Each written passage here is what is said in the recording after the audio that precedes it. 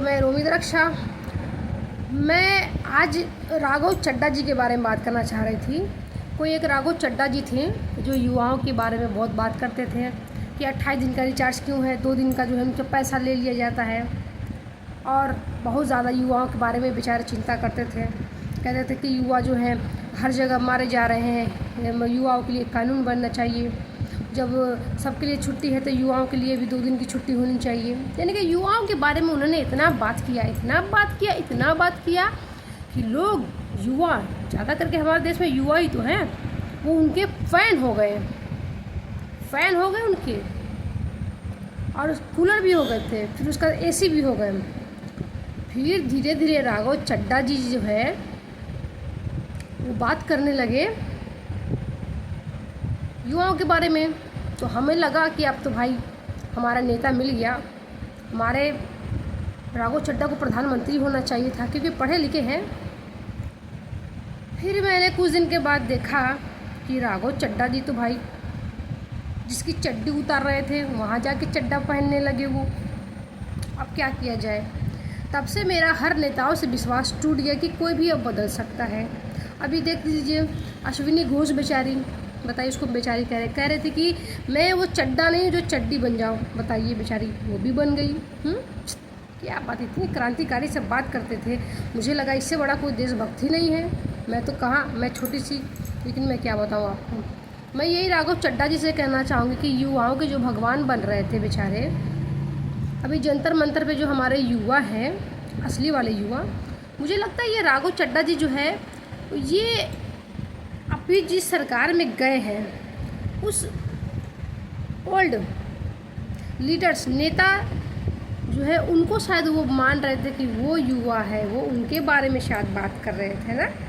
क्योंकि लग रहा था हम लोग के बारे में नहीं युवा, यानी कि हम उनके नज़र में युवा नहीं है। जो अभी एग्ज़ाम बच्चे दे रहे वो युवा नहीं है, वो उन युवाओं की बात कर रहे थे जो ओल्ड युवा है या उनकी सरकार में, जिस सरकार में अभी वो गए हैं। अभी देख रहे हैं, पता चल रहा है वो भी जाके मिक्स हो गए उस वाले युवा में। अब तो वो लापता ही हो गए हैं राघव चड्ढा जी, पता नहीं कहाँ चले गए हैं, दिख ही नहीं रहे हैं। उनको हम लोगों ने सराखों पे बैठाया था, ज़मीन पे उनको गिरा दिया, अब वो गायब हो गए। मुझे तो लग रहा है कि वो ज़मीन के अंदर तो नहीं चले गए हैं ना।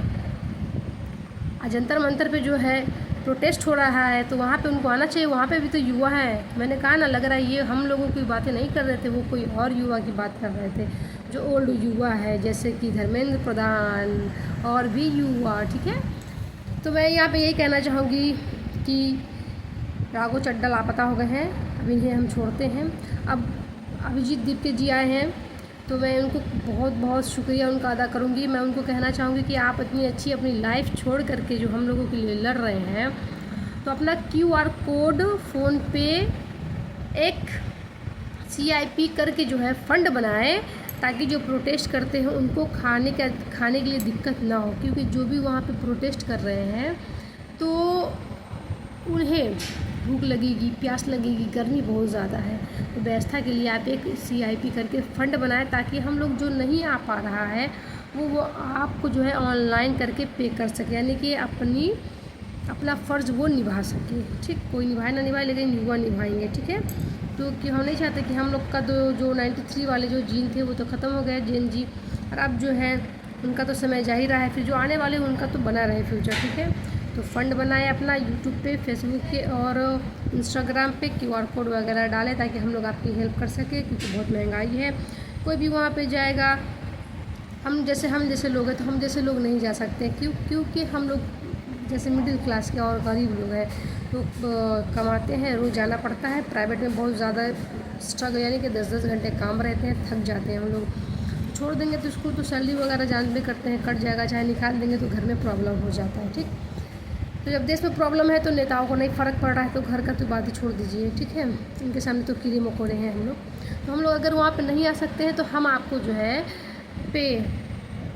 फ़ोन पे, गूगल पे वगैरह कर देंगे ताकि आपके फ़ंड में आएगा तो वहाँ पे खाने की व्यवस्था रहेगी। ठीक, ताकि किसी को दिक्कत कोई ना हो। ठीक है, तो आप अपना डालिए फ़ोन पे और QR कोड ताकि हम आपकी हेल्प कर सकें और हमारा देश जीतेगा, यानी कि हमारे युवा जीतेंगे तभी हमारा देश जीतेगा। ठीक है, सो जय हिंद, जय Bharat and best of luck मेरे युवा।